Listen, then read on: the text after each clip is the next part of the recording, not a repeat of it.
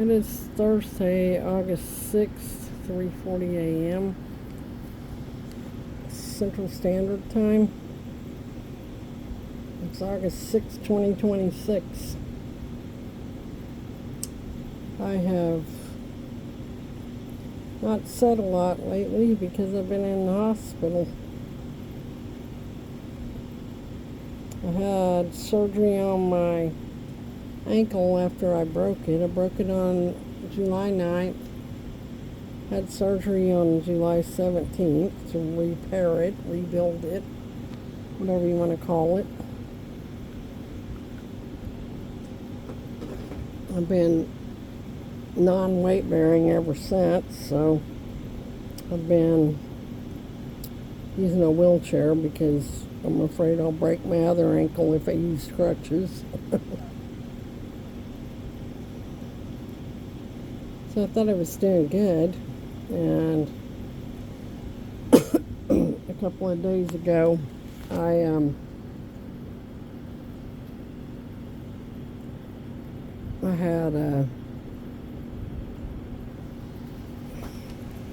wasn't feeling good. And I thought it was because of my stomach or something, because I have to take pain medication right now, and right under my rib cage on the right side, radiating around to my back, was hurting really, really bad. So I tried to tough it out for a couple of days, and it just kept getting worse. So finally, my daughter and I went to ER at 3 a.m.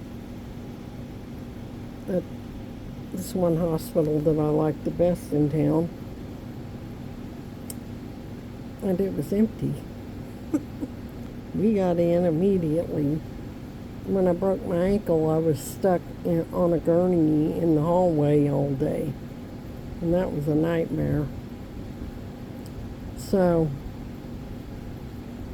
I did a CAT scan and stuff, and the doctor came in and told me I had a pulmonary embolism in my right lung. And I freaked out. I started just bawling my eyes out, because about 4 years ago, my husband had 2 pulmonary embolisms, 2 blood clots, and one in each lung. And they were each over 13 inches long. And it damn near killed him. And yeah, it scared me to death. And I was like, I can't die. Well, I looked at that doctor, that poor guy, and I said, I can't die. I have things I got to get done. I cannot die right now. And my daughter's just going, Mom, it's going to be okay. And my son's, Mom, it's going to be okay. And the doctor said, Ma'am, I can't predict everything, but I'm going to tell you, I believe you will be okay. You're in the right place. We're going to take care of you. So I had to stay in the hospital for a couple of days. They put me on IV blood thinner, and they run a bunch of tests, and they said that I had a blood clot in my right lung and a blood clot behind my knee, my left knee, the leg that I had surgery on, and they were both in places that were not like major arteries. So they were going to transition me over to Eliquis and send me home. And they explained to me that Eliquis would keep the blood clots from getting worse, and it would give my body time to get rid of the blood clots. And so, yeah, I got released yesterday. On the way home from the hospital, I went to the orthopedic surgeon, and he put me in a walking boot. Right here, my new friend. Anyways, but I'm still weight bearing for 4 weeks until I go back to see him. And then we will start the road back to being able to walk again. And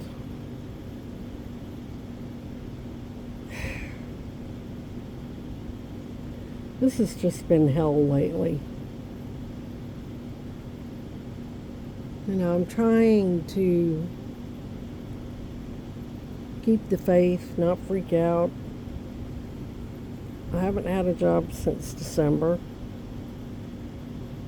I lost my unemployment in April because it ran out. There are not any extensions, and I was driving for Lyft, trying to supplement. I guess things could be worse. I could have nothing. I have a tiny bit of funds that my stepmom left me that I'm living on, but that's going to run out eventually, and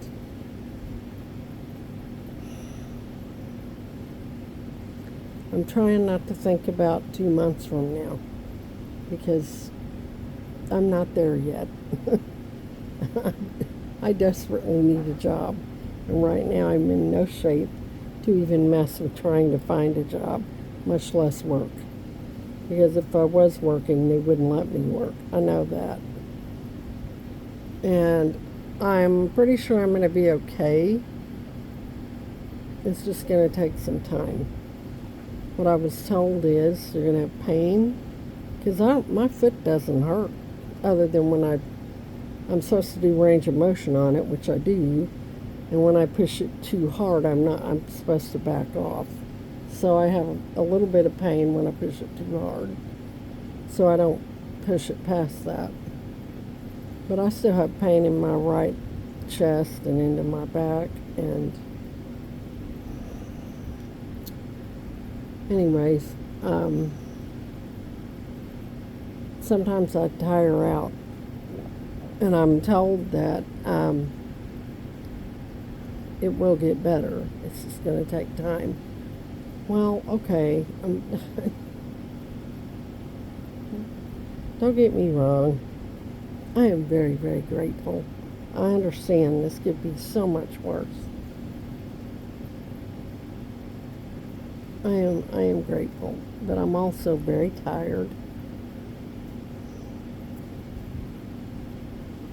I have been in survival mode for so long that I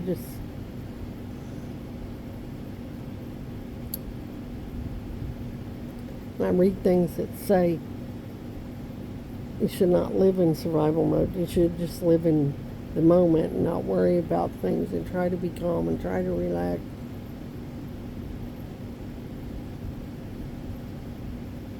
I don't know how I'm supposed to do that. I really don't. I don't understand it right now.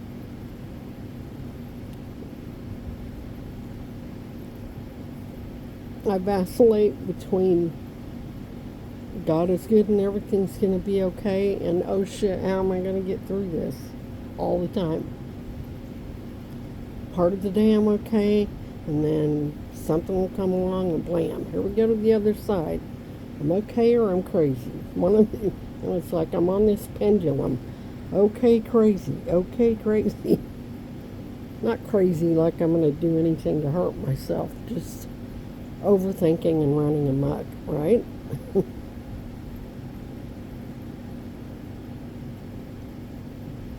I'm tired. I'm a very visual person, and I see things in my mind, how I feel. And here's how I feel. Like I have this huge boulder that I've been pushing up a hill for the longest time. And if I stop, if I lose momentum, this boulder's going to roll, roll it's going to crush me as it goes back down the hill.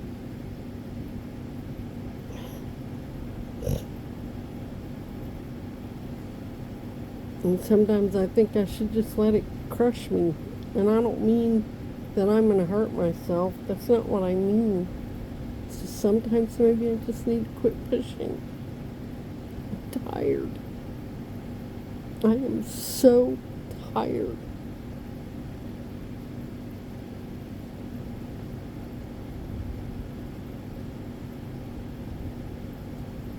My kids are great. They've been right there with me every step of the way. My grandkids, they've been there. My husband's not well. He couldn't come up. By the time the room I was in was too small for anybody to be there. And that's okay. I understood I needed rest. And so he would have come up there and stayed the night. I know that. But there was no point. He's not well. He needs to take care of him, because all I need is him sick on top of me. He's been pretty much disabled for 4 years now. And so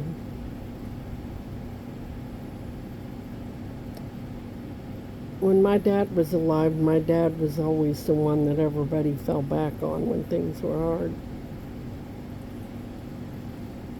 My dad was my safe place. Well, he's gone now, and I've been the one that everybody falls back on. And now I can't even help anybody because I can barely help myself.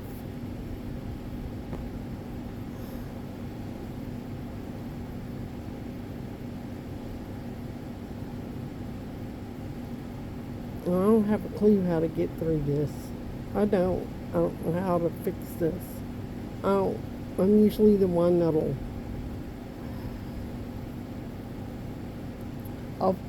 I'll find a way through, and I don't have a way right now. I'm tired.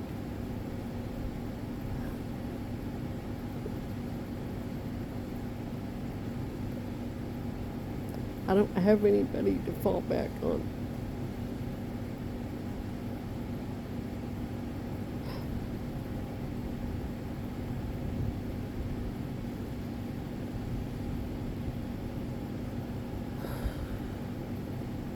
And I was sitting there when they figured out that I have a pulmonary embolism. I'm laying in this ER room with my kids, and this nurse is saying, "Do you give us permission to code you?"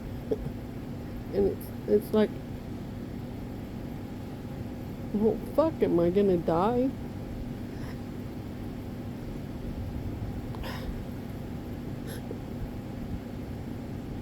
And I looked at my kids and I said, yeah, but I don't want to be a vegetable. So only to a point you try to save me.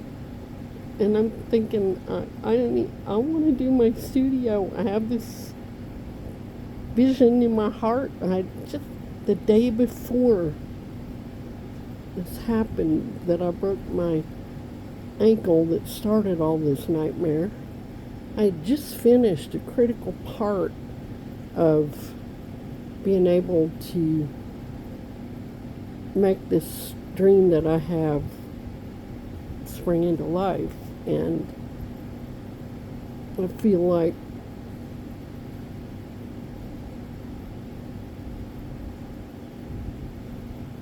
breaking my ankle slammed me to the ground in so many ways. And I'm like, well, shit, I was just to the point where I could pull the trigger on this, and it's like, nope, not yet, blam, slow down. And I don't know why. I don't understand why.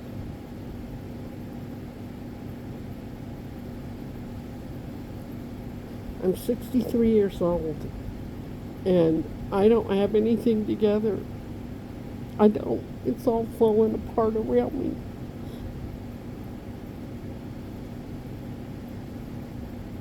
And I'm trying to stay positive. I'm trying to say that God's going to provide But there's a part of me that's just falling apart inside. Have one little thing of gratitude today, because I do try to remind myself to be grateful. I broke my ankle on July 9th. I took a shower on July 8th. I hadn't had a shower since July 8th. And I'd done bird baths, take a bath in the sink. And, but that's just not the same. And they got the staples out yesterday. I had to wait 24 hours. I was able to take a bath today. I'm grateful for that. That's a little bit of progress.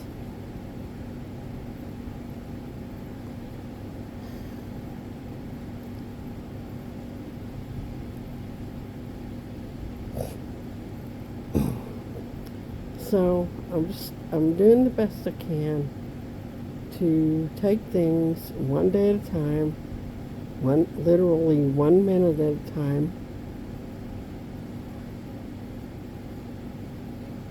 and not try to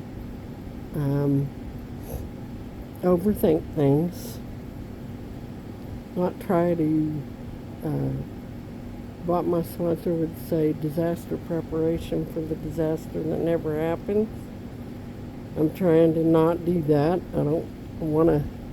I can waste my time up here preparing for shit that never goes wrong. But I have a plan for it, right?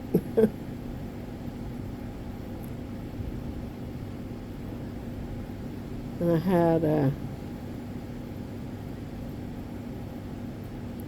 my sponsor used to tell me, trust the process, just take the next right step.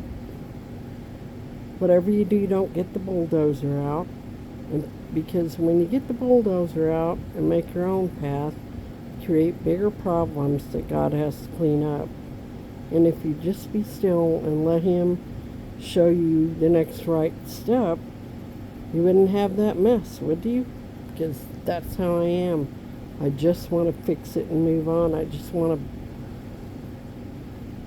blast through it.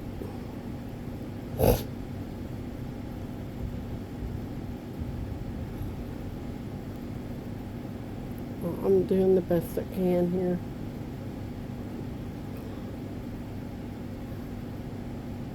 And I know I can't sit there,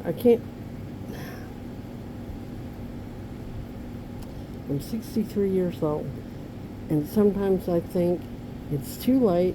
You should have already had all these things done that I want to do, that are in my heart. And then I read things where it says that your latter days will be greater than your former, that you will not miss what God has given you to do or whatever. Basically, it just means trust God. It's not, you're never going to be late. God's timing is always perfect.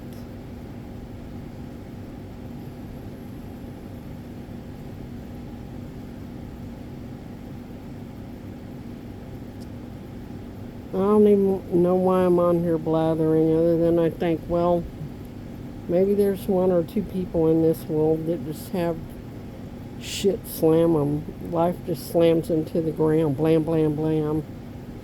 And they feel the same way sometimes, because I promise you, I don't feel very seen in my own home, other than one person, my kids and grandkids. Nobody else in my home cares. I'm not seen. Well, I just wish things were different, but I can't fix nothing right now. I gotta work on me. I gotta get well.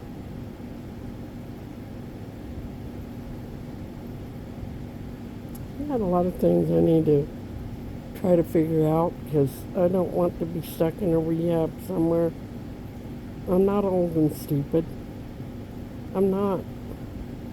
I'm not stupid at all. I don't want to die playing in my oatmeal in a nursing home. I would rather you just give me the keys to the car and say bye. Because I just don't want to go there. I just,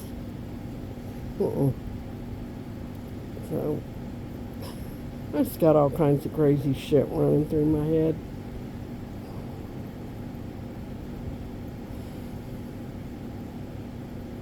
Anyways, I know none of this made any sense, and you're probably going to think, damn, woman, you're crazy. Well, I am.